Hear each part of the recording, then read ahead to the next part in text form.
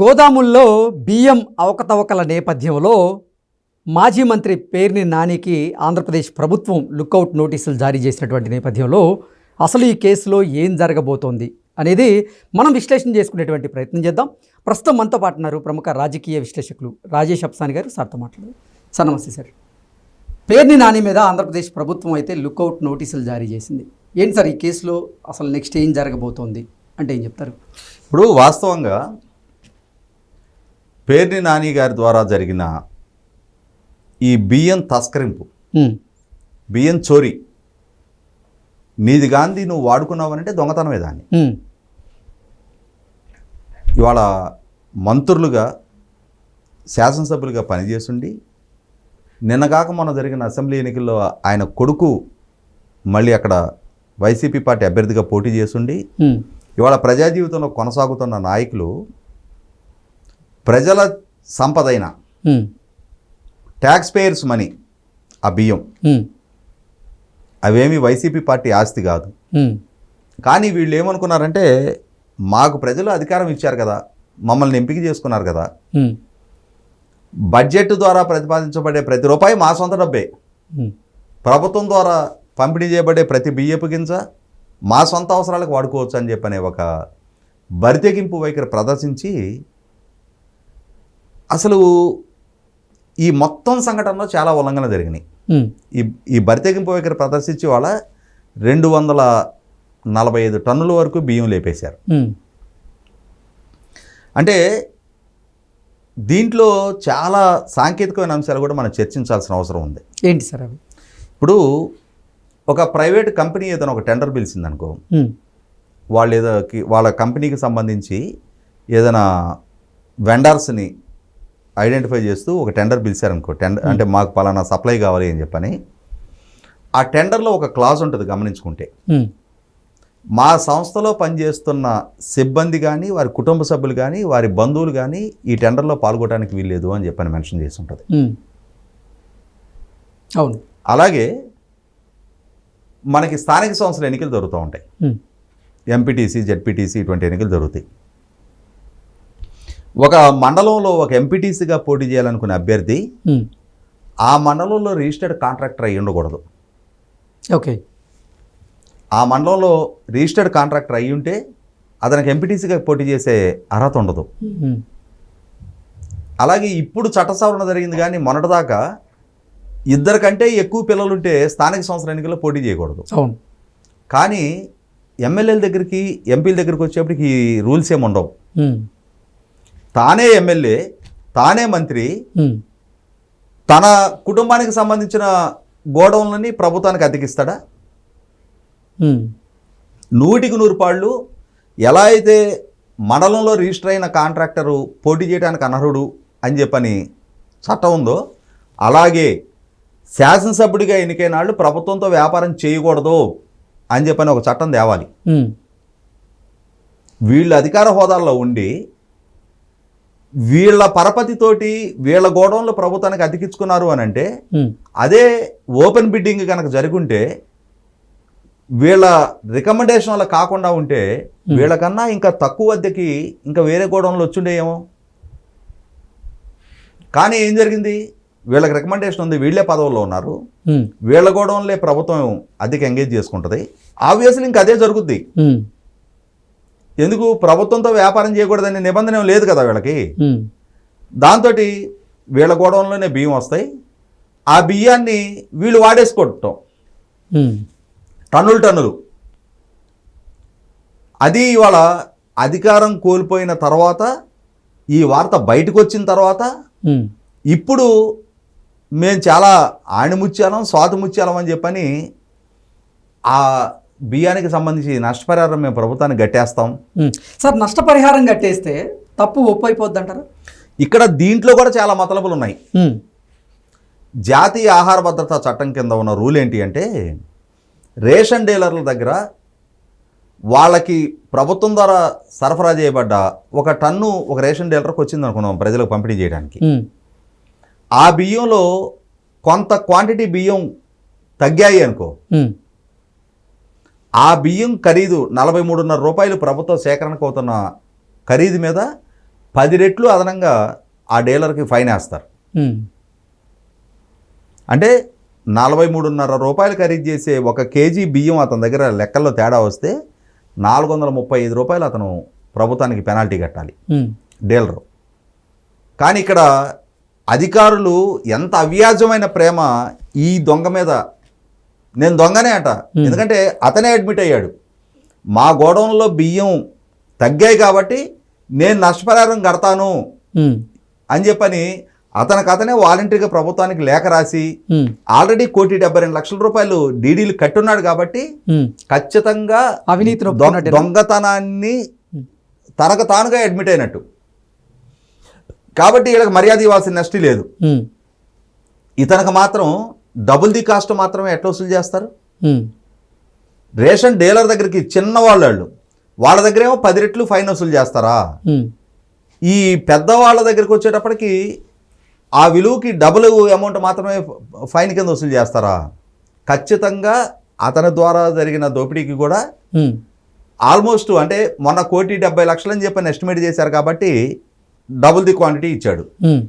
10 రెట్లు 8,60,00,000 రూపాయలకి డీడీలు ఇవ్వాలి అతను. ఓకే.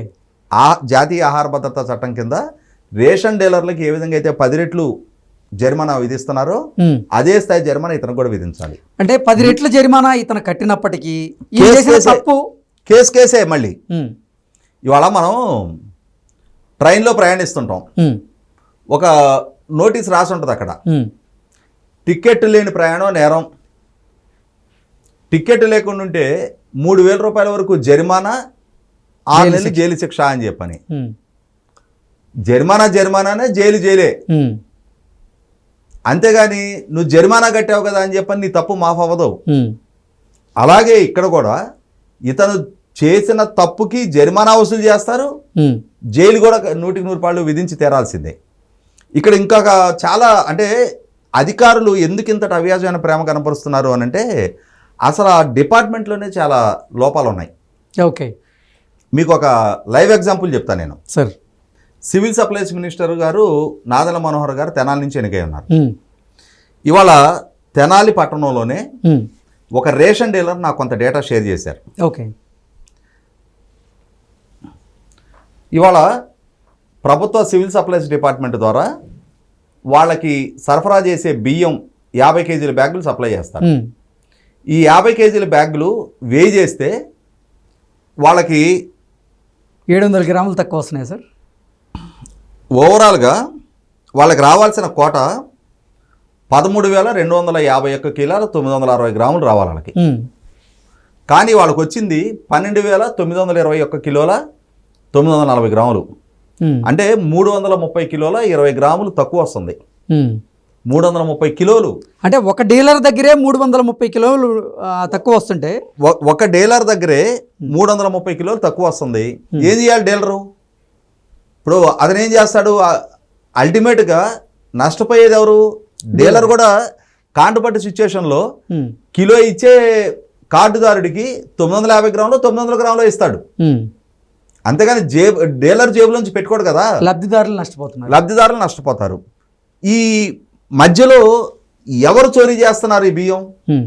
ఇవాళ రైతుల దగ్గర ధాన్యం సేకరణ చేసి మిల్లుల దగ్గర నుంచి ప్రొక్యూర్ చేసినప్పుడు food corporation, civil supplies corporation వాళ్ళు 50 కేజీలకు 50 కేజీలు నెట్ తీసుకుంటారుగా.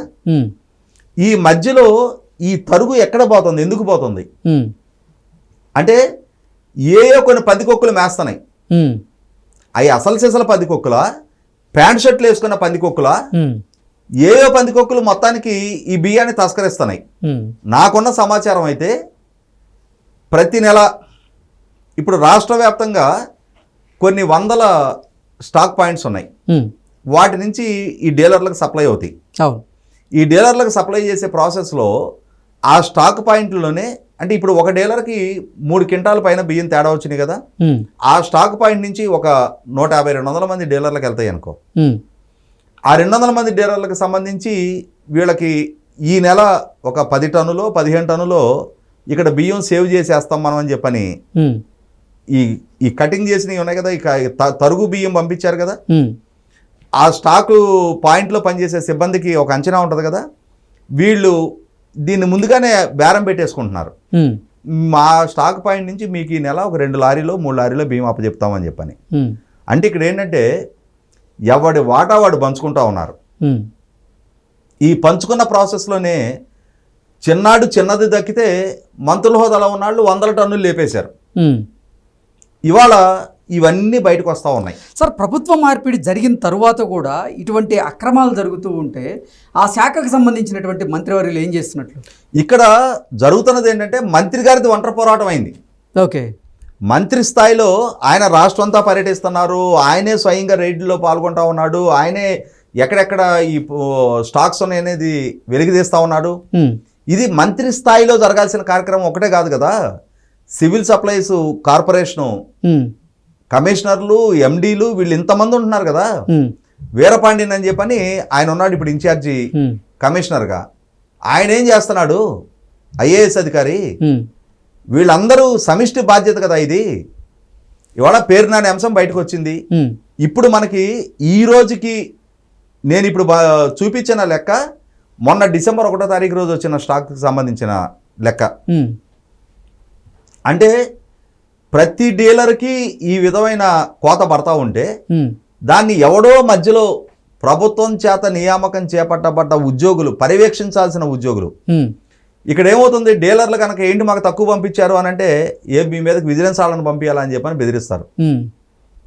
అంటే అధికారాన్ని అడ్డు పెట్టుకొని ఒక దుర్వినియోగానికి పాల్పడతా, ఈ అధికారాన్ని దుర్వినియోగం చేసి వీళ్ళు అక్రమార్జనకు పాల్పడతా ఇవాళ ఎవడి స్థాయిలో వాడు దండుకుంటా ఉన్నారు. ఎవడికి అందే వాటాలు వాళ్ళకి అందుతూ ఉన్నాయి. ఓకే, కాబట్టి ఇక్కడ ఈ నెక్సస్ని అరికట్టాలి అని అంటే ప్రభుత్వ విధానాల్లో మార్పు జరిగి తీరాలి. ఏం చేయాలి ప్రభుత్వం? అసలు ఎందుకు ప్రజలు కూడా వాళ్ళు తీసుకున్న బియ్యాన్ని వెంటనే 10 రూపాయలకు 12 రూపాయలకు అమ్మేస్తున్నారు? వాళ్ళు తినే బియ్యం కాదు కాబట్టి. నీకు ఇంట్లో తినే బియ్యం అయితే ఆ బియ్యం వాళ్ళు వాడుకుంటారు. తినని బియ్యం ఇస్తున్నారు కాబట్టి వాళ్ళు చచ్చినాటి పెళ్లికి వచ్చినంత లెమ్మని చెప్పని మాకు అవసరం లేదు ఈ బియ్యం, ప్రభుత్వానికి 43 రూపాయలు పడిందేమో, మాకు ఉచితంగా ఇస్తున్నారు కదా, మాకేమో నిప్పి తెలియదు కదా, అంటే ఇవి మాకు తినడానికి పనికిరావు 10-12 వాళ్ళు ఇచ్చిన దానికి అమ్మేద్దాం. సో తినడానికి పనికి వచ్చేటువంటి బియ్యం ఇస్తే ప్రభుత్వం అయితే తినడానికి పనికి వచ్చే బియ్యం అని ఇవ్వాలి. లేదు ఇప్పుడు 43.5 రూపాయలు ఖర్చు పెట్టి ఉచితంగా ఇస్తున్నారు కదా, ఆ 43.5 రూపాయలు డైరెక్ట్ గా క్యాష్ ట్రాన్స్ఫర్ చేయండి. వాళ్ళకి నచ్చిన బియ్యం మార్కెట్లో కొనుక్కుంటారు. ఇప్పుడు ఈ పండించిన బియ్యం ఏం చేయాలి అంటావా? మనకున్న లెక్కల ప్రకారం విశాఖపట్నం పోర్ట్ నుంచి గత 4 సంవత్సరాల్లో 38 లక్షల టన్నుల బియ్యం ఎగుమతి జరిగినాయని స్టాటిస్టిక్స్ ఉన్నాయి. గంగవరం పోర్ట్ నుంచి 2 లక్షల టన్నుల బియ్యం ఎగుమతి జరిగినాయి. కాకినాడ పోర్ట్ నుంచి 1,31 లక్షల టన్నుల బియ్యం ఎగుమతులు జరిగినాయి. కృష్ణపట్నం పోర్ట్ నుంచి 25 లక్షల టన్నుల బియ్యం ఎగుమతులు జరిగినాయి. అంటే వెరసి మనకున్న ఈ 4 పోర్టుల ద్వారా గత 4 సంవత్సరాల్లో 1,96 లక్షల టన్నుల బియ్యం ఎగుమతులు జరిగినాయి అని చెప్పిన స్టాటిస్టిక్స్ ఉన్నాయి. అంటే సంవత్సరానికి 49 లక్షల టన్నుల బియ్యం మన తీర ప్రాంతం నుంచి విదేశాలకు ఎగుమతి అవుతుంది. విదేశాల్లో వీటికి డిమాండ్ ఉండబట్టే ఎగుమతి అవుతున్నాయి. కాబట్టి ఈ పోర్టుల ద్వారా డైరెక్ట్గా ప్రభుత్వమే ఇక్కడ ఈ ప్రజా పంపిణీ వ్యవస్థ ద్వారా పంపిణీ చేసే కన్నా, ఈ మాఫియాని పెంచి పోషించే కన్నా డైరెక్ట్గా ఎగుమతికి ఆర్డర్లు ఇచ్చేసేయండి, అవకాశాలు కల్పించండి. ఓపెన్ మార్కెట్లో అయినా ఎగుమతి చేయండి, లేదు ప్రభుత్వమే సేకరించి ప్రభుత్వమే ఎగుమతి చేయండి. ఏం చెప్తున్నారు? ఈ ప్రజా పంపిణీ వ్యవస్థలో ఈ తక్కువ రేటుకి కొనుగోలు చేసి అక్కడ వెస్ట్ ఆఫ్రికా కొన్ని కంట్రీస్లో కిలో 75 నుంచి 150 రూపాయల దాకా అమ్ముకుంటున్నారని చెప్తున్నారు కదా. అలా ఎగుమతులకు ఆస్కారం కలిగిస్తే ప్రైవేట్ ప్లేయర్స్కైనా లాభం వస్తుంది, లేదు ప్రభుత్వమే ఎగుమతి చేస్తే ప్రభుత్వానికైనా లాభం వస్తుందిగా.